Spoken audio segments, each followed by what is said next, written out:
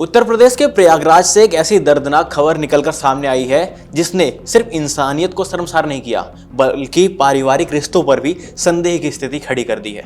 खबर है कि एक युवक ने अपने माता पिता व बहन की हत्या तो की, पर जब वो उस हत्या के बाद हत्या में लूटे गए सामान का बंटवारा करने अपने दोस्तों के पास गया तो उस दोस्त ने भी उसका कत्ल कर दिया। पूरी जानकारी के लिए हमारे साथ हमारे वरिष्ठ सहयोगी वरुण कुमार जी मौजूद हैं। वरुण जी, क्या पूरा मामला है, एक बार दर्शकों को समझाइए। देखिए, ये मैं कहूँगा कि सोमवार की घटना है। ये 2 तारीख की घटना है, मंगलवार की ये घटना है। और ये जब पूरा मामला खुला तो तब तक बुधवार हो चुका था। रिपोर्ट हमें ये बताती है प्रयागराज का एक इलाका है साउथ मलाका, यहाँ पर सब्जी मंडी चौराहा है, यहाँ पर एक मकान है। मकान में एक बुजुर्ग जिनकी उम्र तकरीबन 70 साल है, वीरेंद्र कुमार वैश्य इनका नाम है, इनकी पत्नी अनीता जिनकी उम्र तकरीबन 65, इनकी बेटी मीनाक्षी 45 साल और इनका बेटा अभिषेक 40 साल। इनकी लाशें मिलती हैं अलग अलग कमरों में, खून से लथपथ। पुलिस जब वहां पहुंचती है तो सबसे पहले क्राइम सीन देखकर वो हैरान हो जाती है, आखिर ये पूरा मामला क्या है, कौन है जिसने 4 लोगों को जान से मार दिया, आखिर हुआ क्या है। यहां पर चारों के सिर पर चोट के गहरे निशान मिलते हैं। शुरुआत में यह पता चलता है कि शायद लूट के इरादे से ये हत्याएं की गई हैं, शायद संपत्ति के लालच में, करोड़ों की जो इस संपत्ति वैश्य परिवार की है, इसके लालच में इन हत्याओं को अंजाम दिया गया है। अब होता क्या है कि ये जो वीरेंद्र कुमार वैश्य हैं, ये साउथ मलाका चौराहे पर इनका घर है। ये अपनी पत्नी, बेटी, बड़े बेटे इनके साथ में रहते हैं। छोटा बेटा है इनका अश्विनी, बेटे का नाम एक जो जिसकी डेथ हुई अभिषेक, और एक बेटा अश्विनी। अश्विनी जो है वो तकरीबन 15 साल पहले उसको संपत्ति से बेदखल कर दिया गया था। अब यहां पर ये जो 200 वर्ग गज का मकान है, इसमें 14 दुकानें हैं, 12 किराएदार हैं, अच्छा किराया आता है। और जो उस पैसे का उपभोग करने वाले लोग हैं वो केवल वो बुजुर्ग दंपत्ति, उनकी बेटी और उनका बेटा केवल यहां पर उस पैसे को उपभोग कर रहे हैं। हर महीने 1 लाख रुपए से अधिक का किराया आता था। एक दुकान अभिषेक की है और एक दुकान मीनाक्षी की है, यानी 14 दुकानों में से 12 दुकान किराए पर हैं और एक एक दुकान एक बेटे और एक बेटी को इन्होंने दे रखी थी। मीनाक्षी ने गिफ्ट गैलरी के नाम से अपना काम शुरू किया था। बेटी के साथ वीरेंद्र भी बैठते थे और वीरेंद्र की पत्नी अनीता बीमारी की वजह से पहली मंजिल पर जो कमरा बना हुआ है वहां पर रहती थी। रिपोर्ट ये बताती है मंगलवार की दोपहर में तकरीबन 3 बजे पड़ोसियों ने पुलिस को सूचना दी और ये बताया कि मकान से बदबू बहुत ज्यादा आ रही है। जब पुलिस वहां पर पहुंची तो देखा कि घर में ताला लगा हुआ था। पुलिस ने ताला तोड़ा और मकान के ऊपर वाले कमरे पर पहुंची तो देखा वीरेंद्र और उनकी पत्नी की लाशें वहां पर पड़ी हुई हैं। खोजबीन के दौरान बगल वाले कमरे में बेटी का शव फर्श पर पड़ा मिला। उसके सिर पर भी गहरी चोट का निशान था, बिल्कुल ठीक वैसी ही चोट जैसी चोट वीरेंद्र और उनकी पत्नी अनीता के सर पर थी। पुलिस ने आशंका जताई कि किसी भारी वस्तु से हमला किया गया है। 3 शव मिले, पूरे इलाके में सनसनी फैल गई। मौके पर पुलिस आयुक्त जोगेंद्र कुमार, अपर पुलिस आयुक्त डॉक्टर अजय पाल शर्मा, डीसीपी मनीष कुमार शांडिल्य, नीरज पांडे, तमाम आला अधिकारी मौके पर पहुंच गए। फॉरेंसिक टीम मौके पर पहुंच गई, एलआईयू मौके पर पहुंच गई और जितनी भी टीम, जितने भी विभाग पुलिस में होते हैं वो तमाम मौके पर पहुंच गए। अब जब ये पूरा मकान खंगाला जा रहा था सबूतों की तलाश में, उस वक्त चूंकि ये पुलिस आयुक्त जो जोगेंद्र कुमार हैं उन्होंने ये निर्देश दिया रोशन के पूरे मकान को देखा जाए कि कोई सबूत तो नहीं है। जब पूरे मकान को देखा जा रहा था तब पता चला कि एक बेटा लापता है। इनका एक बेटा है वो गायब है, वो भी किसी ने उसको भी नहीं देखा है। पुलिस ने दुकान खुलवाई तो देर शाम बेटे अभिषेक का भी शव वहां पर पड़ा हुआ मिला। उसके सिर पर भी गंभीर चोटों के निशान थे। ये निशान तकरीबन उसी तरीके के थे जैसे निशान वीरेंद्र, अनीता और मीनाक्षी के सर पर भी पाए गए थे। चेहरा काला था, पहचानना मुश्किल हो रहा था। आसपास के लोगों से उसकी पहचान कराई गई। अभिषेक को जब ये अभिषेक का नाम कैसे आया, अब यहाँ पर एक बड़ा सवाल यह है कि अभिषेक के बारे में ऐसा क्यों पता चला कि अभिषेक ने ही इन तीनों को मारा था, और बाद में जैसा आपने शुरू में ही बताया कि पैसे के लेन देन में अभिषेक को भी जान से मार दिया गया। दरअसल अभिषेक ने अपने एक दोस्त शनि, जिसका नाम है, उसके साथ मिलकर इस पूरे घटना की पटकथा रोशन तैयार की थी। उसने ये सोचा कि मैं और शनि जाएंगे, माता पिता बहन को मारेंगे, वहां पैसा है उसको लेंगे और भाग जाएंगे, मौके से निकल जाएंगे, किसी के ऊपर शक नहीं जाएगा, सबको लगेगा कि कोई आया लूट के इरादे से मेरे माँ बाप को मार गया। चूंकि वो घर का बेटा था, उसे पता था कि सीसीटीवी कहाँ है कहाँ नहीं है, सालों से अपने माता पिता के साथ रहता था। यानी कि ये पूरी साजिश शनि ने और उसके साथी ने मिलकर रखी। अभिषेक और शनि दोनों ने मिलकर इस साजिश को रचा था। देखिए, जो अखबार में हमारे पास में रिपोर्ट छपी है 3 जून की, मैंने वो अपने स्क्रीन पर खोली हुई है। साफ तौर पर यह बात पता चलती है कि मकान पर हाउस टैक्स, वाटर टैक्स काफी वक्त से बकाया था। वीरेंद्र कुमार पर कर्ज होने की कुछ बातें भी सामने आ रही हैं। पुलिस इस बिंदु पर भी जांच करने लगी कि अगर ये लोगों के पास में लाख रुपए किराया आ रहा था तो खर्च कहाँ हो रहा था, तब ऐसा क्यों था कि वीरेंद्र कुमार के ऊपर कर्ज की बात सामने आ रही है। पुलिस ने जिन 3 मुद्दों को बड़े पैमाने पर जांचा, उसमें करोड़ों की संपत्ति वाला एंगल लिया, संपत्ति विवाद का एंगल लिया और लूटपाट की आशंका, ये 3 एंगल पर पुलिस ने जांच शुरू कर दी। पुलिस को यह बात पता चली कि फर्श धोने के लिए, खून के धब्बे हटाने के लिए तेल का इस्तेमाल किया गया, गेट पर ताला लगाया गया, घटना को छुपाने की कोशिश की गई। गत्ते पर वहां एक लिखा मिला कि बंटी बबली बहू ने मारा। अब ये बंटी बबली कौन है, यहां पर कहानी पे एक ट्विस्ट आता है। तो रोशन, इसमें ये बात पता चलती है कि जो अश्विनी और अश्विनी की पत्नी, जो दोनों लोग हैं, इनको बंटी बबली कहा जाता था। रिपोर्ट में साफ तौर पर इस बात को लिखा गया है कि अश्विनी ने तकरीबन 15 साल पहले ऋतु यादव नाम की एक युवती से प्रेम विवाह किया था।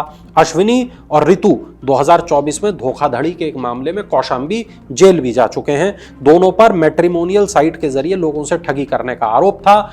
लोकल लेवल पर आसपास के लोग उनको बंटी बबली के नाम से जानते थे। तो क्या जो ये बंटी बबली का जिक्र किया गया है, तो क्या कहानी को गुमराह करने के लिए किया गया? बिल्कुल बिल्कुल। तो जो अगले दिन खुलासा हुआ है, वहां पर साफ तौर पर इस बात को पता चलता है कि ये लिखा गया, उसके पास लाशों के छोड़ दिया गया ताकि ये मैसेज जा सके कि हमें तो इन लोगों ने मार दिया, है ना। अब ये जो रिपोर्ट है वो ये बताती है कि वीरेंद्र के मोबाइल की आखिरी लोकेशन जो है वो 0 रोड रही। 100 मीटर दूर तक गंध फैल गई थी, खौफ का माहौल रहा। घरों के आसपास के खिड़की दरवाजे बंद थे, दुकानों के शटर गिरा दिए गए, आवागमन प्रभावित हो गया। इस दौरान फॉरेंसिक टीम ने मास्क पहनकर जांच की। वीरेंद्र के घर के पास 7 कैमरे भी लगे हुए थे जिनकी पुलिस जांच कर रही थी, और करीबी और रिश्तेदारों भी संदेह के दायरे में ले लिया गया था। 80 से ज्यादा कैमरे खंगाले, करीबियों पर शक हुआ तो 5 को उठा लिया गया। ये पहले दिन की खबरें हैं। अगले दिन जो रिपोर्ट बताती हैं वो ये बताती हैं कि दोस्त के साथ मिलकर माता पिता बहन की हत्या और जेवर के बंटवारे में आरोपी बेटे का भी कत्ल हुआ। अब यहां से रिपोर्ट एकदम से पलट जाती है। अभी तक ये माना जा रहा था कि 4 कत्ल हुए, अब पता चला 3 कत्ल हुए, लेकिन जो चौथा कत्ल है वो इस कत्ल से जुड़ा हुआ नहीं था। इन 3 को तो शनि और अभिषेक ने मिलकर मारा, लेकिन बाद में शनि ने अभिषेक को भी मार दिया। और साथ में पता है रोशन क्या बोला? जो अपने माता पिता का नहीं हुआ वो मेरा क्या होता, इसलिए मैंने उसे भी मार दिया। अब यहां पर सोचने वाली बात है, और रिपोर्ट इसमें बहुत साफ तौर पर यह बताती है कि जेवरात के बंटवारे को लेकर जो विवाद हुआ उसमें शनि ने अभिषेक को जान से मार दिया। जोगेंद्र कुमार जो पुलिस आयुक्त हैं, उन्होंने बुधवार को प्रेस वार्ता की है और घटना का खुलासा किया है। उन्होंने ये बताया कि शनि को गिरफ्तार कर लिया गया है। उसके कब्जे से 1 किलो सोना, 360 ग्राम चांदी, 1000 रुपए नकद और ताले की चाबी, ये चीजें बरामद की हैं। 5 से 6 बजे के बीच ये घटना को अंजाम दिया गया था रविवार में। अब देखिए, आज 4 तारीख है, गुरुवार का दिन है। हम रविवार की बात करें तो 31 तारीख का यह मामला है जब घटनाक्रम को अंजाम दिया गया था। 31 मई को इन लोगों का कत्ल किया गया था, यानी कि 2 से 3 दिन बीत चुके थे। मंगलवार का वो दिन था, रविवार से सोमवार, सोमवार से मंगलवार, 2 दिन हो चुके थे जब आसपास बदबू फैली और लोगों ने पुलिस को फोन किया। हालांकि यहाँ पर देखने वाली बात यह है कि तकरीबन 1 किलो सोना बरामद किया गया और उसके बाद आप देखेंगे कि कई सारा लाखों में किराया भी वहां पर आ रहा था। बिल्कुल। फिर भी जो घर का हाउस टैक्स और तमाम चीजें जो भरनी होती हैं वो नहीं भरी गई थी। बिल्कुल। तो क्या कहानी किस तरफ मोड़ ले रही है? ये कोई फ्रॉड से संबंधित मामला तो नहीं है? देखिए, रिपोर्ट जो हमारे पास में है अभी तक वो ये बताती है कि 1.37 करोड़ रुपए तकरीबन का ये सोना था।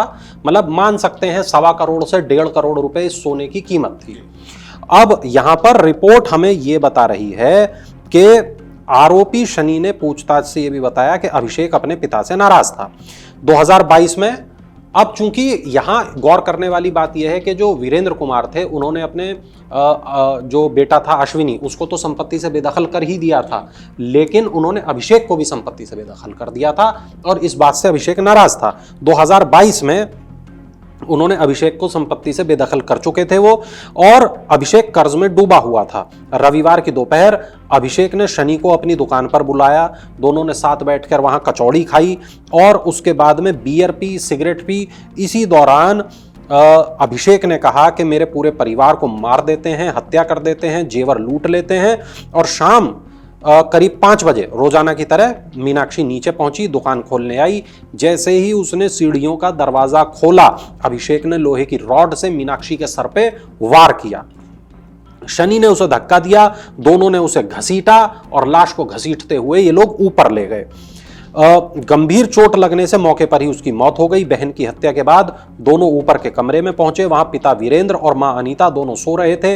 आरोपियों ने उन पर भी लोहे की रॉड से, पाइप से ताबड़तोड़ वार किए। सिर पर गंभीर चोट लगने से दोनों की मौत हो गई। इसके बाद दोनों ने अलमारी खोली। अलमारी में रखा था 1 किलो सोना और चांदी और पैसा जो भी रखा था। उन्होंने तमाम सामान को समेटा और वहां से भागने की कोशिश करने लगे। आरोपी ने ये तमाम चीजों में पूरी मदद की और रिपोर्ट ये बताती है हमें शनि गुप्ता ने घर में रखे सोने चांदी के जेवर और नकदी एक बैग में भर लिए। इसके बाद वो मकान के पिछले हिस्से की ओर गया। वहां से एक बैग को उसने अपनी दुकान के ऊपर बने छज्जे पर फेंक दिया और निशानदेही पर इस बैग को अब बरामद कर लिया गया है। भाई भाभी को फंसाने के लिए ये लिख दिया कि बंटी बबली बहू ने मारा। 5 कंगन देकर अभिषेक शनि को वापस भेज रहा था। अब सोचिए, 1.5 करोड़ का आपने सोना चुराया है, चोरी की है दोस्त के साथ मिलके, 1 किलो सोना, उसमें से 5 कंगन केवल वो शनि को दे रहा था और कह रहा था ठीक है तुम्हारा काम हो गया, अब तुम जाओ, तुम्हें मिल गया जो तुम्हें मिलना है।